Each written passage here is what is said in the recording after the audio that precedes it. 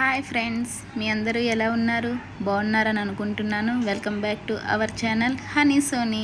ఈరోజు స్పైసీ ఉప్మా, మసాలా ఉప్మా చూపిస్తాను. మార్నింగ్ చేశాను. ఒక కళాయి తీసుకున్నాను. అది బాగా కొంచెం హీట్ అయిన తర్వాత రవ్వ ఫ్రై చేసుకొని పక్కనే పెట్టేసుకున్నాను. అది క్లిప్పింగ్ తీయడం మర్చిపోయాను, ఏమనుకోవద్దే. మీకు ఫస్ట్ చూపించాను కదా, ఒక ప్లేట్లో ఆనియన్స్, పచ్చిమిర్చి ఒక 5 తీసుకున్నాను, ఎండుమిర్చి ఒక 2 తీసుకున్నాను. పోపు దినుసులు మీ దగ్గర ఉన్నవి వేసుకోండి. క్యారెట్, పొటాటో, మటరు, వెజిటేబుల్స్ తీసుకున్నాను. ఆ కళాయిలో పోపులు ఫస్ట్ వేసేస్తాను. వేసిన తర్వాత ఆనియన్స్ వేసి ఫ్రై చేశాను. అది అయిన తర్వాత టమాటీ వేసాను. టమాటీ, వెజిటేబుల్స్ అవన్నీ వేసేసుకున్నాను. వేసేసుకొని అల్లం వెల్లుల్లి పేస్ట్ కూడా వేసాను.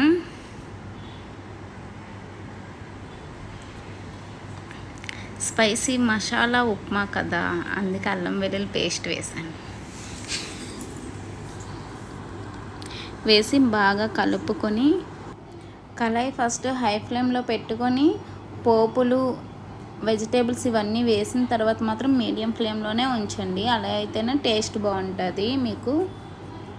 నెక్స్ట్ ఇది బాగా ఫ్రై అయింది కదా, అయిన తర్వాత అల్లం వెల్లుల్లి పేస్ట్ వేసుకున్నాను. అది వేసుకొని కలుపుకున్నాను. వీడియో నేనే తీసుకొని కుకింగ్ కూడా నేనే చేసుకుంటున్నాను, అందుకే కొద్దిగా కష్టంగా ఉంది.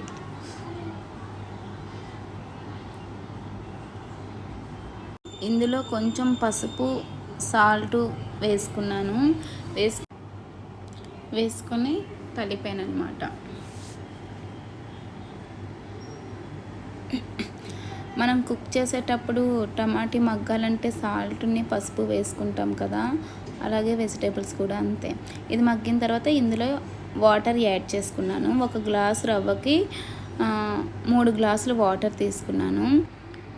ఉదయం ఈ వంట చేసేటప్పుడు నాకు ఒకటి గుర్తొచ్చిందబ్బా.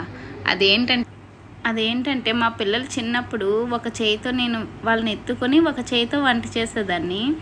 ఇప్పుడు ఒక చేయితో మొబైల్ పట్టుకొని వీడియో తీస్తున్నాను, ఒక చేయితో కలుపుతూ ఉంటున్నాను అనమాట. అది వాటర్ బాగా బాయిల్ అయింది కదా, అయిన తర్వాత ఆ నూక అందులో వేసేసుకున్నాను.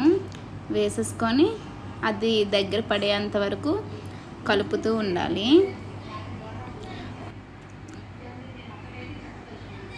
ఇంకా లాస్ట్లో కొత్తిమీర కొద్దిగా యాడ్ చేసుకోవాలి. గీ కొంచెం వేసాను నేను. అది క్లిప్పింగ్ తీసానో లేదో గుర్తులేదు అబ్బా. వేసాను, వేయడం మాత్రం అదిగోండి వేసాను.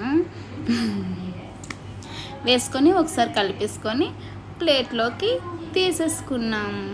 మార్నింగ్ బ్రేక్ఫాస్ట్ లేట్ అయిందబ్బా, మార్కెట్కి వెళ్ళి వచ్చేసరికి టైం పట్టేసింది. Next recipe papaya halwa. 1 cup papaya తీసుకున్నాను. డ్రై ఫ్రూట్స్ తీసుకున్నాను మన దగ్గర ఉన్నవి. 1 కప్పు నూక తీసుకున్నాను, బొంబాయి రవ్వ. 1 కప్పు షుగర్ తీసుకున్నాను. ఇప్పుడు ఒక స్టవ్ ఆన్ చేసి కళాయి పెట్టుకొని గీ వేసుకున్నాను. ఒక 3 table spoons dry fruits fry చేసేసి పక్కన పెట్టేసుకున్నాను. అదే కళాయిలో నూక 1 కప్పు వేసుకొని ఫ్రై చేశాను అనమాట. అది తీసేసి పక్కన పెట్టేశాను. మళ్ళీ అదే కళాయి పెట్టుకొని అందులో ఒక 2 టేబుల్ స్పూన్స్ గీ వేసుకున్నాను. వేసుకునే తర్వాత పప్పాయ ముక్కలు 1 కప్తో తీసుకున్నాం కదా, అవి అందులో యాడ్ చేసుకున్నాను అనమాట. అవి బాగా అందులో కుక్ అవ్వాలి. కానీ ఈ స్వీట్ అయితే చాలా బాగుంది. నేనైతే ఒక బుక్లో చూశాను, యాపిల్తో చూశాను. నా దగ్గర యాపిల్ లేదు ఈరోజు. పప్పాయ మార్కెట్లో తీసుకుంటే పప్పాయతో చేశాను అనమాట. కానీ టేస్ట్ అయితే సూపర్గా ఉంది, మీరు ట్రై చేయండి. ఇది ఇలా పప్పాయ వేసాం కదా, వేసిన తర్వాత బాగా మగ్గిపోవాలి. మగ్గిన తర్వాత నెక్స్ట్ షుగర్ యాడ్ చేశాను అనమాట ఇందులో.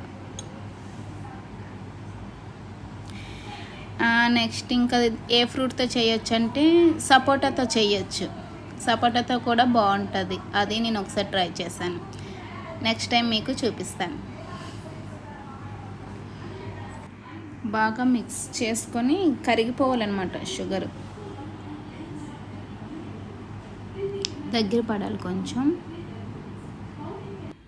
ఇది దగ్గర పడిన తర్వాత ఇందాక బొంబాయి రవ్వ ఫ్రై చేసుకున్నాం కదా, అది యాడ్ చేసుకోవాలి. నేను ఆ క్లిప్పింగ్ తీయడం మర్చిపోయానబ్బా.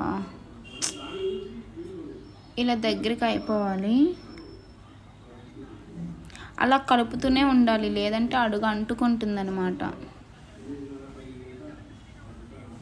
గీ కొంచెం ఎక్కువే వేసుకోండి.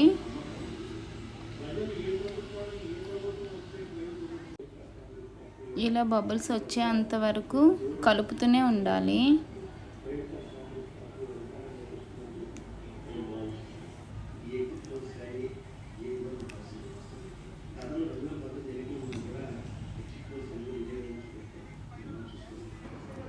ఇంకా ఇది దగ్గరికి అయిపోయింది.